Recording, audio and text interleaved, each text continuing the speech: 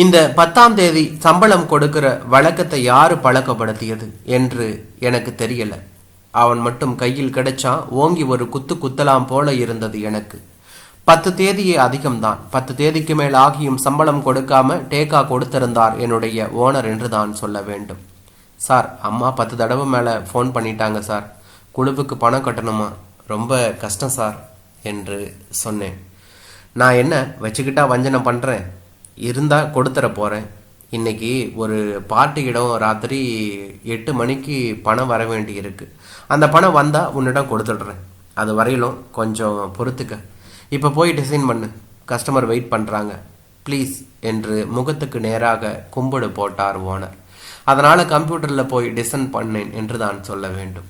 Owner சரியான ஏமாத்துக்காரர். ஒரு மாதம் கூட சம்பளத்தை ஒழுங்காக கொடுக்கறதே கிடையாது.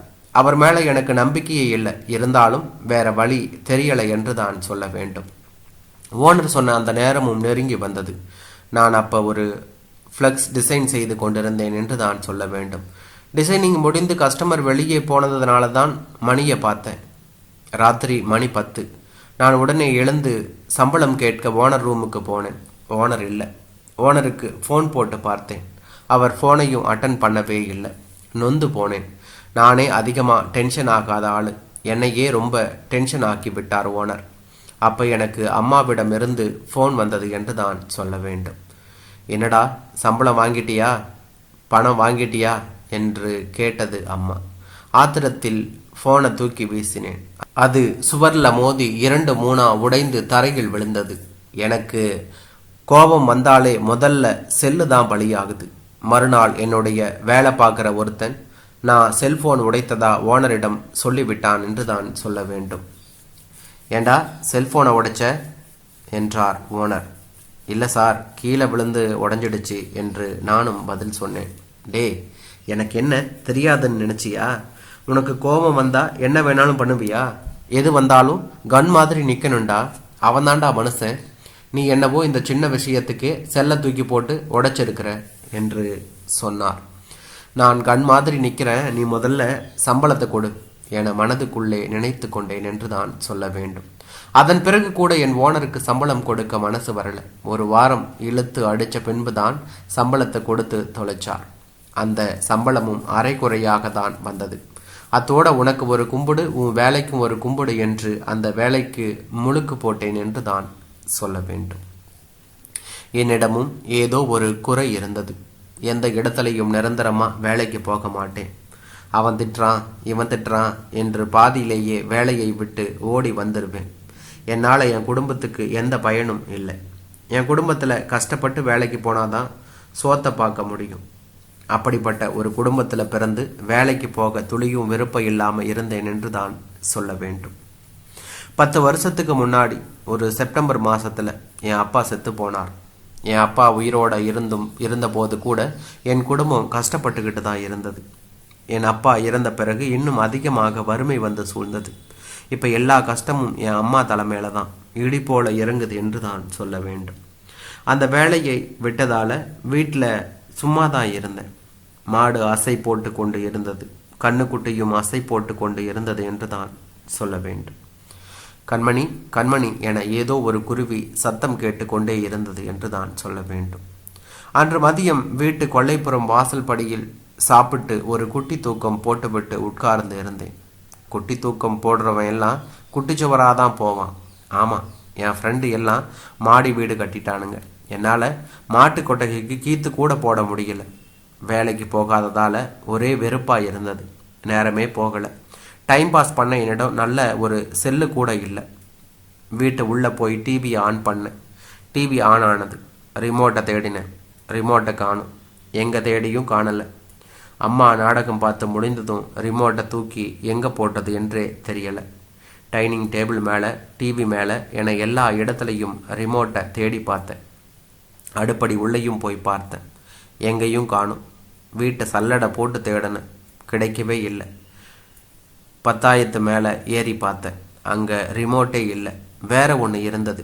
யாருக்கும் தெரியக்கூடாது என முன்ன நான் மறைத்து வைத்த டைரி ஒன்று அங்கே இருந்தது. அந்த டைரி நான் +1 படித்த போது எழுதின டைரி. டைரி ஒரே தூசியாக இருந்தது. தூசியை துடைத்துவிட்டு பத்தாயத்து மேலே உட்கார்ந்தே டைரியில் உள்ளதை படிக்க ஆரம்பித்தேன் என்று நான் சொல்ல வேண்டும். ஏற்கனவே நேரமாகி இருந்தது. நான் சைக்கிளுக்கு வேற காற்று அடித்தேன். அது இன்னும் நேரத்தை தாமதப்படுத்தினது. நான் ஸ்கூல் உள்ள போன போது மதியம் சாப்பாட்டு பெல் அடித்து முடிந்து 10 நிமிஷம் ஆகி இருந்தது. கேட் வாட்ச்மேன் என்ன உள்ளேயே விடலை. சார் தான் மெடிக்கலுக்கு போக சொன்னார் என்றேன். எந்த சார் என்று என்னிடம் அவர் கேட்டார். நான் வடிவேல் சார் என்று பொய் சொன்னேன் என்று தான் சொல்ல வேண்டும். சந்தேகமா என்று கேட்க, சரி போப்போ என கேட்ட திறந்து விட்டார் வாட்ச்மேன். சைக்கிளில் தள்ளி கொண்டு உள்ளே போனேன். பேஸ்கெட் பால் கிரவுண்ட் ஓரம் சைக்கிள் நிறுத்தி பூட்டிவிட்டு வேக வேகமாக ஸ்கூல் உள்ளே நடந்து போனேன். ஹெட்மாஸ்டர் ரூமை தாண்டி போன போது, டேய் நில்றா என்று ஒரு குரல் தடுத்தது என்று தான் சொல்ல வேண்டும். நான் திரும்பி பார்த்தேன். பிடி வாத்தியார் நின்று கொண்டிருந்தார். எங்கடாடே என்றார். பேண்ட் பாக்கெட்டு உள்ள கையை விட்டு டையை வெளியில் எடுத்து சட்டை காலரில் மாட்டினேன் என்று தான் சொல்ல வேண்டும். எங்கே பெல்ட்டு? இன்னெல்லாம் பண்ண மாட்டியா? நீ என்ன பெரிய ரவுடியா என்று ஆதட்டினார். சாரி சார் என்று சட்டையை பேண்ட் இடுக்கில் திணித்தேன் என்று தான் சொல்ல வேண்டும். அப்பதான் வயிற்றுல சொருகி வைத்திருந்த அது ஒன்று வெளியில் தெரிந்தது என்று தான் சொல்ல வேண்டும். பார்த்ததும் பீதியானேன். அது பிடி வாத்தியார் கண்ணுக்கும் தென்பட்டு விட்டு, என்னடாது என்று என்னிடம் கேட்டார். நான் ஒன்றும் இல்லை சார் என்று மழுப்பினேன். இங்கே வாடா என்று என்னை பிடித்து இழுத்தார். இழுத்து வயிற்றுல நான் சொருகி வைத்திருந்ததை வெளியில் எடுத்தார் என்று தான் சொல்ல வேண்டும். அது ஒரு சீடி, பிளாஸ்டிக் கண்ணாடி கலரில் இருந்தது. என்ன சீடிடா என்றார். என் மாமா கல்யாண சீடி சார் என்று நானும் சொன்னேன். அதையே இங்கே எடுத்துக்கிட்டு வந்த என்று என்னிடம் கேட்டார். எங்கள் சொந்தக்கார பையன் ஒருத்தன் இங்கே படிக்கிறான், அவனிடம் கொடுக்க தான் எடுத்துக்கிட்டு வந்தேன் என்று மீண்டும் பதில் சொன்னான். சரிவா பார்த்துருப்போம் என்று பிடி வாத்தியார் கம்ப்யூட்டர் ரூமுக்கு போனார் என்று தான் சொல்ல வேண்டும். அவர் பின்னாடியே நானும் நடந்து போனேன். கம்ப்யூட்டர் ரூம் 4வது மாடியில் இருந்தது.